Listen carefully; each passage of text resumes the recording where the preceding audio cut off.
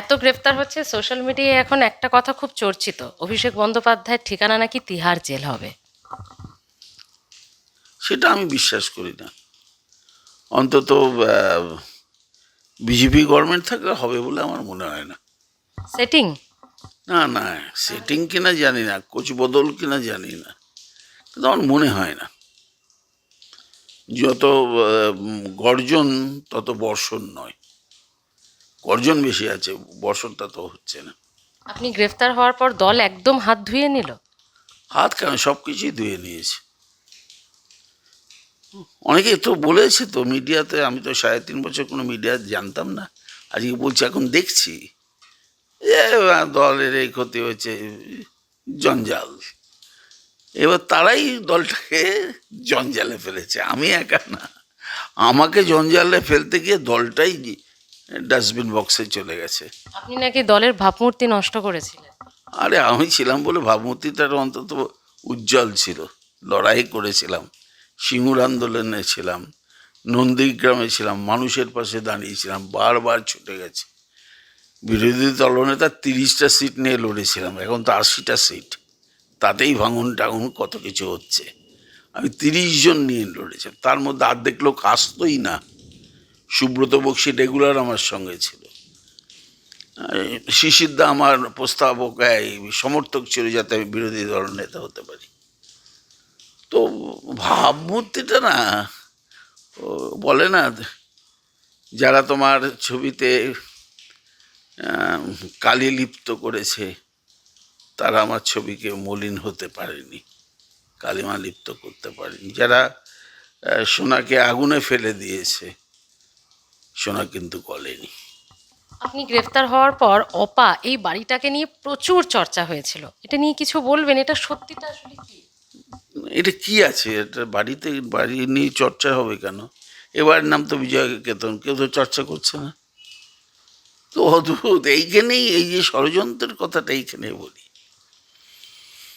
এখানেই বলি সবাই যারা মোটামুটি সংস্কৃতির সঙ্গে যুক্ত আছে বা যাকে নিয়ে কেন্দ্র, সে তো অভিনেত্রী ছিল, তার সংস্কৃতির সঙ্গে যুক্ত আছে।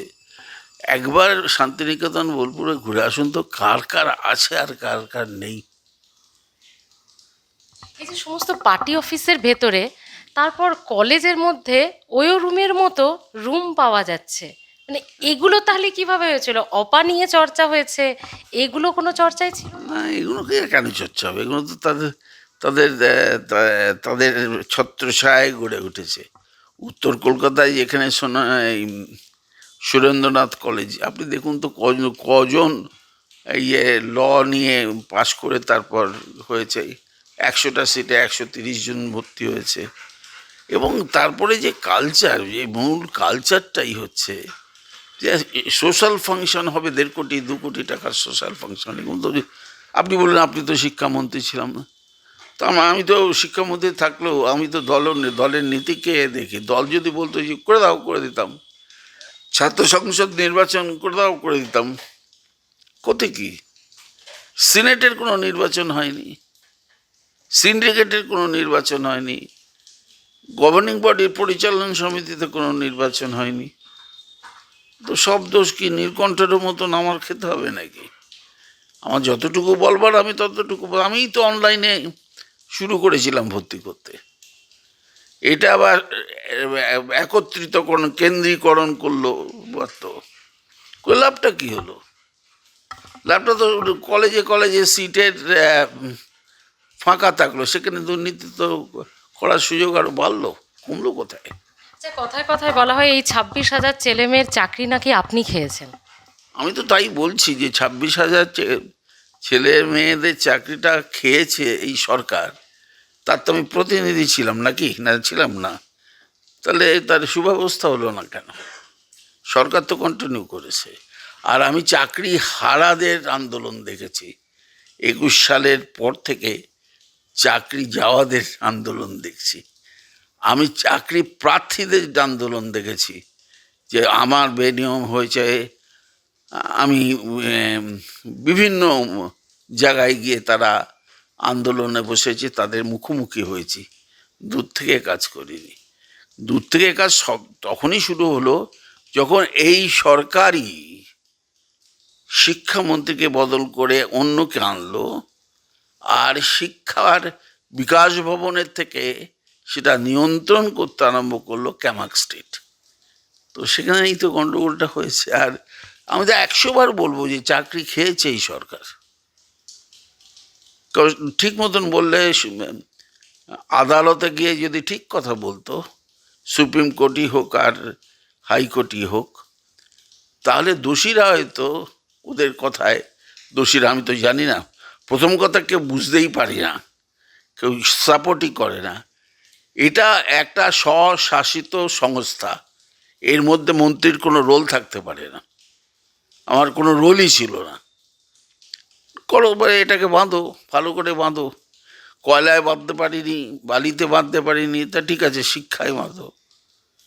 অভয়াকাণ্ড কিন্তু কেউ গ্রেপ্তার হলো না, তাই না? অভয়াকাণ্ডটা এত বড়, সারা পৃথিবী জুড়ে তার আন্দোলন হলো, তাই তো যিনি স্বাস্থ্যমন্ত্রী ছিলেন তারও তো একটা দায়িত্ব ছিল, তা তিনি হলেন না কেন? কিংবা নিটে পরপর 4বার 5বার প্রশ্নপত্র আউট হয়ে গেল, তাহলে ধর্মেন্দ্র প্রধান তো কোনো, তার বিরুদ্ধে কোনো ব্যবস্থাও হয়নি বা তিনি স্টেপ ডাউনও করেননি। পাঠাও এটাকে জেলে, এটাকে বলির বাঁকড়া করো। এবার তার উত্তর হয়েছে, মানুষ কাকে বাঁকড়া করে দিয়েছে। আপনারা বলছেন যে কৃতকর্মের ফল তৃণমূল পেয়েছে। কর্ম করলে তো কৃত হবে, তো কী কর্ম করেছে আমি নিজেও জানি না। মমতা বন্দ্যোপাধ্যায় এককভাবে একক শক্তিতে দলটাকে দাঁড় করিয়েছে। বহু কাজ তৃণমূল কংগ্রেস করেছে, আমরা নির্বাচনে সেগুলোকে ধরতে পারিনি। আমরা নির্বাচনে শুধুমাত্র বিভাজনের রাজনীতি করেছি, শুধুমাত্র এসআইআরকে কমিশনকে গালাগাল দিয়েছি, কিন্তু আমরা কৌশল তৈরি করতে পারিনি, আমরা কোনো রকম স্ট্র্যাটেজি করতে পারিনি, তার ফল দিতে হয়েছে। মুখ্যমন্ত্রী হবে শুভেন্দু অধিকারী, এটা কখনো ভেবেছিলেন? আপনার থেকে তো বোধহয় জুনিয়রও। হতে পারে, কিন্তু তার তো আশা ছিল, সে তো বলে গিয়েছিল আমাকে, আমাকে পার্থবাবু বলতো, পার্থদা কোনো দিন বলেনি। প্রথম কথা, শিশিরদার সঙ্গে আমার যথেষ্ট ঘনিষ্ঠতা ছিল, দিব্যেন্দু অধিকারীর সঙ্গে যথেষ্ট ঘনিষ্ঠতা ছিল। শুভেন্দুর সঙ্গে আমার অত ঘনিষ্ঠতা ছিল না, কিন্তু নন্দীগ্রাম আন্দোলনে নিশ্চয়ই তার সঙ্গে আমার একত্রিত হওয়ার, লড়াই করবার একটা সুযোগ দেখা দিয়েছিল। সে তো বলেই গিয়েছে, যতদিন ভাইপো আছে পার্থদা আমার কোনো ভবিষ্যৎ নেই, পার্থবাবু আমার কোনো ভবিষ্যৎ নেই এ দলে, আমি যাই। তো ওর তো ইচ্ছা পূরণ হয়েছে, ওর তো স্বপ্ন পূরণ হয়েছে, ও তো প্রমাণ করে ছেড়েছে। একটা জিনিস ভাবতে হবে, ও লক্ষণ শেঠকে হারিয়েছে। যখন লক্ষণ শেঠ একটা দোদণ্ড পদার্থ, তাকে হারিয়েছে। ওকে খেয়াল করতে হবে, চুরি হোক জোর চুরি হোক, আমরা অনেক কিছু বলতে পারি, ও দুবার মুখ্যমন্ত্রীকে হারিয়েছে। সুতরাং তার ক্ষমতা, সবচেয়ে বড় কথা, ও আমাদের যুব কংগ্রেসের প্রেসিডেন্ট ছিল। ও আমাদের 4টে জেলা মমতা বন্দ্যোপাধ্যায় ওর মাধ্যমে দেখেছে, 4-5টা দপ্তরের ও মন্ত্রী ছিল, 20 পর্যন্ত তো শুভেন্দু আমাদের। তো প্রাক্তন তৃণমূলের মন্ত্রী মুখ্যমন্ত্রী হয়েছে, যদি মন্ত্রী হতে পারে তো মুখ্যমন্ত্রী হতে পারবে না? আমার শেষ প্রশ্ন, 26,000 ছেলেমেয়েরাও হয়তো ইন্টারভিউটা দেখছেন, তো তারা কি চাকরিটা পাবেন কি মনে পাওয়া হয়? উচিত, পাবেন না? শুভেন্দুকে আমি বলবো পাওয়া উচিত। তার কারণ সিবিআইয়ের রেকর্ড দেখে তার বিশ্বাসযোগ্যতা কত আছে আমি জানি না, কিন্তু আমি মনে করি যারা যোগ্য তাদের পাওয়া উচিত, তাদেরকে ডিপ্রাইভ করা উচিত না। থ্যাংক ইউ দাদা। অনেক প্রশ্নের উত্তর আপনারাও হয়তো চাইছিলেন প্রাক্তন শিক্ষামন্ত্রীর কাছ থেকে, পার্থ চট্টোপাধ্যায়ের কাছ থেকে। আপনাদের অনেক কমেন্ট আমি বিভিন্ন জায়গা থেকে পড়েছি, আমাদের চ্যানেলে পড়েছি, সেই প্রশ্নগুলোই পার্থদার কাছে আজকে রেখেছি। নিশ্চয়ই উত্তরটা পেলেন, নিশ্চয়ই সত্যিটা বোঝার চেষ্টা করলেন। ভালো থাকুন, দেখতে থাকুন বেঙ্গল ভয়েস।